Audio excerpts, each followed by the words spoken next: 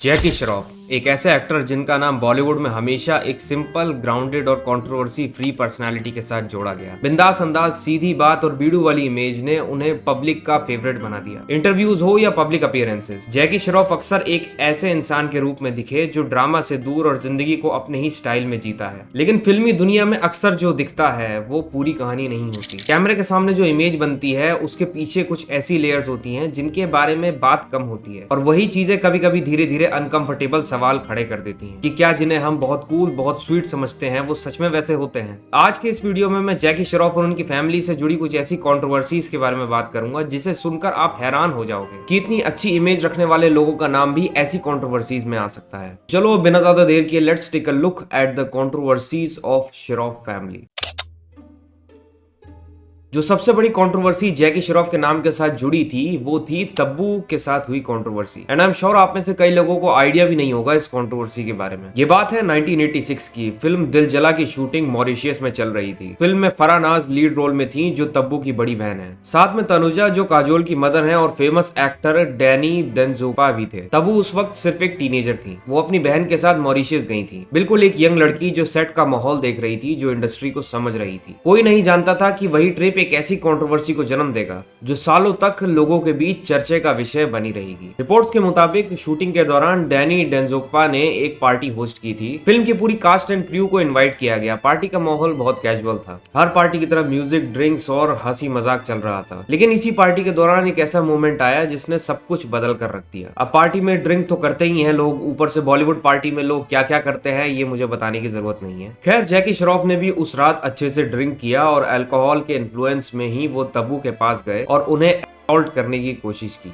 जी हाँ, उन्होंने तब्बू के पास जाकर उन्हें फोर्सफुली किस करने की कोशिश की। तब्बू ने रेजिस्ट किया। सिचुएशन अनकंफर्टेबल और टेंस हो गई। और करे भी क्यों ना, तब्बू लिटरली उस वक्त एक टीनेजर थी। इसके बाद भयंकर बवाल हुआ। बताया जाता है कि डैनी डेंजोग्पा ने तुरंत सिचुएशन को समझा और इंटरवीन किया। उन्होंने जैकी को वहां से अलग किया और तुरंत उस मैटर को वहीं पे कंट्रोल करने की कोशिश की। उस रात बात वहीं खत्म हो गई ऐसा लगा, लेकिन असली स्टॉर्म तो उसके अगले दिन आना था। सुबह होते ही फराह नाज ने इस इंसिडेंट को लेकर काफी स्ट्रॉन्ग रिएक्शन दिया। रिपोर्ट्स के हिसाब से फराह मीडिया के पास गई और उन्होंने सीरियस एलिगेशंस लगाए कि जैकी ने नशे की हालत में उनकी छोटी बहन के साथ बदतमीजी की और उन्हें असॉल्ट करने की कोशिश की। इंडस्ट्री में तुरंत हंगामा मच गया। हेडलाइंस बनी और गॉसिप कॉलम्स गर्म हो गए। एक तरफ एक राइजिंग स्टार जैकी श्रॉफ, दूसरी तरफ एक टीनेजर लड़की और उसकी प्रोटेक्टिव बड़ी बहन, सब अपनी अपनी साइड से बात कर रहे थे। इस पूरे मामले में सबसे ज्यादा चीज जो नोटिस की गई वो थी तब्बू की खामोशी। तब्बू ने कभी खुद पब्लिक में आकर इस इंसिडेंट पर कोई डिटेल स्टेटमेंट नहीं दिया। वो चुप रही, जैसे कंट्रोवर्सीज को खुद से दूर रखना चाहती हूँ। आप लोग सोचते होंगे कि अमीर लोग अपनी जॉब से ही करोड़ों कमा रहे होंगे। सच ये है, जॉब से कोई अमीर नहीं बनता। उन्होंने अपनी इनकम को स्टॉक मार्केट में इन्वेस्ट करके पैसा बनाया है। पर अक्सर लोगों को आइडिया नहीं होता कि शुरू कहां से करें। इसलिए मैं आपको इंट्रोड्यूस करवाना चाहता हूं मार्केट वोल्फ से। मार्केट वोल्फ ये एक सेबी रजिस्टर्ड ऐप है जो कि इंडिया में काफी तेजी से आगे बढ़ रही है। इधर एनालिस्ट आपको रोज बताते हैं कि किसमें इन्वेस्ट करना चाहिए, वो भी बिल्कुल फ्री में। चलो मैं आपको दिखाता हूं कि क्यों ये ऐप इन्वेस्टिंग के लिए परफेक्ट है। देखिए, मैंने यहाँ लॉग इन कर लिया। यहाँ जो फॉलो ट्रेंड का फीचर है, इसमें आपको रियल टाइम वो ट्रेड्स दिखते हैं जिसमें लोगों ने प्रॉफिट बनाया है, और आप ये प्रॉफिटेबल ट्रेड्स एक टैप में ट्रेड कर सकते हो बिना कोई गेस वर्क के। ये देखिए, मैंने बस क्लिक किया फॉलो ट्रेंड पर, ट्रेड को प्लेस किया और बस ट्रेड चालू हो गया मेरा। आप यहाँ बहुत छोटी सी इन्वेस्टमेंट अमाउंट से भी ट्रेडिंग शुरू कर सकते हैं। और जिनको डर लगता है कि उनका नुकसान हो गया तो क्या करेंगे, उसका भी सॉल्यूशन है। इनबिल्ट स्टॉप लॉस फीचर, मतलब लॉस जैसे ही एक लेवल तक पहुंचता है ये खुद स्टॉप लगा देता है ताकि आपका ज्यादा नुकसान ना हो। देखिए, प्रॉफिट ट्रेंड के हिसाब से मूव कर रहा था। मैंने स्टॉप ट्रेड पर क्लिक किया और बस 2065 रुपीज का प्रॉफिट बुक हो गया। मार्केट वोल्फ आपको फ्री रिकमेंडेशंस भी देता है। ये देखिए, लोगों ने अभी फरवरी के एक दिन में 15,239 रुपीज, दिसंबर में 33,512 रुपीज और पिछले पूरे साल में 5,03,940 रुपीज का प्रॉफिट बुक किया। और इस प्रॉफिट पे मार्केट वोल्फ का कोई कमीशन नहीं लगता। इस पूरी फैसिलिटी को आप लाइफ टाइम 99 रुपीज की फी में यूज कर सकते हैं, सुबह के 9 बजे से रात के 12 बजे तक। मार्केट वोल्फ ऐप के 2 मिलियन से ज्यादा डाउनलोड्स हैं और इससे लोग अपना फाइनेंशियल फ्यूचर सिक्योर कर रहे हैं। लिंक डिस्क्रिप्शन में दिया है और कमेंट में पिन किया है। Go and check out Market Wolf. कुछ वक्त बाद फराह नाज ने ही इस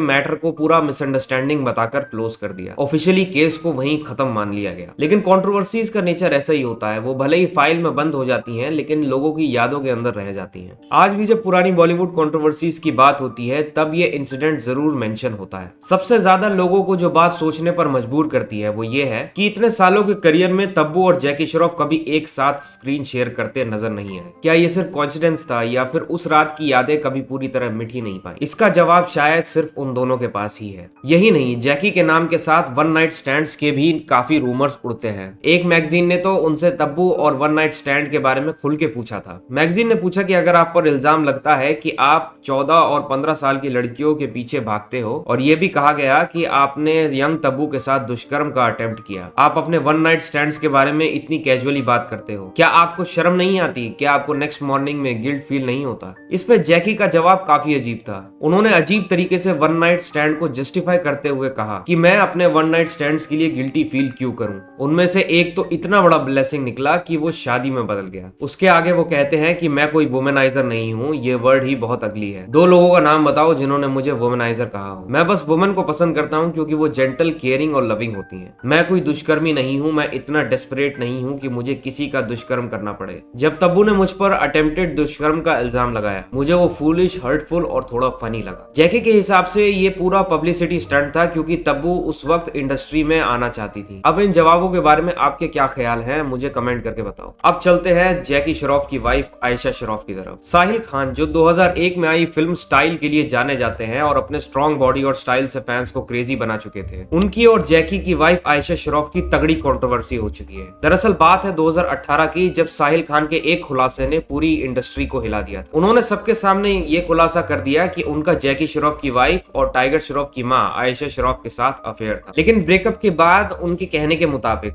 आयशा ने उनसे गिफ्ट्स और ट्रिप्स का पैसा मांगना शुरू कर दिया। ये रेवलेशन सुनकर सब लोग शॉक हो गए, लेकिन आयशा ने हमेशा इस अफेयर को डिनाई किया। उन्होंने कहा कि साहिल गे थे और इसी वजह से उनका डिवोर्स हुआ था। उनकी वाइफ ने उन्हें रेड हैंडेड पकड़ लिया था। इसी के साथ आयशा ने साहिल पर फ्रॉड का इल्जाम भी लगाया। दोनों ने 2009 में एक साइबर सिक्योरिटी कंपनी और एक प्रोडक्शन हाउस स्टार्ट किया, लेकिन कंपनी ज्यादा दिन नहीं चल पाई और क्लोज करनी पड़ी। जब आयशा ने इन्वेस्टेड पैसा मांगा तो साहिल ने मना कर दिया। बाद में आयशा ने उन पर 8 करोड़ का केस भी फाइल किया। साथ ही उन्होंने की भी कंप्लेंट की क्योंकि साहिल बार बार उन्हें अलग अलग नंबर से कॉल करके धमकियां दिया करते थे। और जब आयशा ये सब ट्रबल्स को फेस कर रही थी, उनका परिवार भी टूटने के करीब था। मीडिया रिपोर्ट्स के मुताबिक जैसे ही कंट्रोवर्सी ज्यादा हेडलाइंस में आने लगी, साहिल ने आयशा से उनकी प्राइवेट फोटोज भी लीक करने की धमकी दे दी और उसके बदले करोड़ की डिमांड की। सिचुएशन हाथ से निकलने लगी। तब खुद जैकी ने साहिल खान से बात की और उन्हें डरा धमकाकर फैमिली की इज्जत को बचाया। जैसे ही जैकी ने इंटरवीन किया, कंट्रोवर्सी परमानेंटली खत्म हो गई। साहिल खान फिल्म इंडस्ट्री और आयशा की लाइफ दोनों से गायब हो गए। मगर एक बात जो काफी अजीब थी वो ये थी कि आयशा और साहिल के बीच अगर कोई अफेयर था ही नहीं तो जैकी को बीच में इंटरवीन करने की क्या जरूरत पड़ी? और धमकियों से आयशा डरी क्यों? वो साहिल से कह देती कि नहीं दे रही पैसे, कर दे प्राइवेट फोटोज लीक। खैर, इसके बाद जैकी श्रॉफ का रिस्पॉन्स भी आया इस मामले में, जो कि और ज्यादा अजीब था। उनसे जब आयशा के अफेयर के बारे में पूछा गया तब उन्होंने कहा कि उसकी अपनी एम्बिशन है, उसके अपने दोस्त हैं। उसने हमेशा से मुझे काफी छूट दी है, मैं भी हमेशा से ऐसा ही रहा हूँ।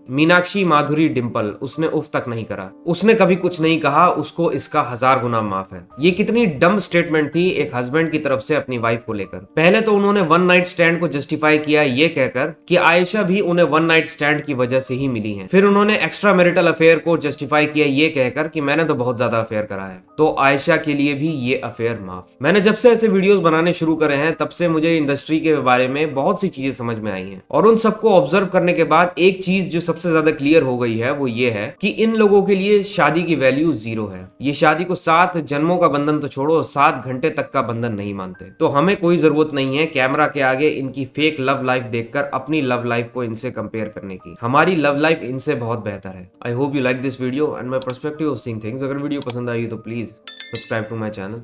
मार्केटफुल ऐप के 2 मिलियन से ज्यादा डाउनलोड्स ऑलरेडी हो चुके हैं। लिंक मैंने कमेंट में पिन कर दिया है, बस क्लिक करके डाउनलोड करिए। मिलूंगा आपसे नेक्स्ट वीडियो में, तब तक के लिए आपका अपना एब्सोल्यूट पीस आउट।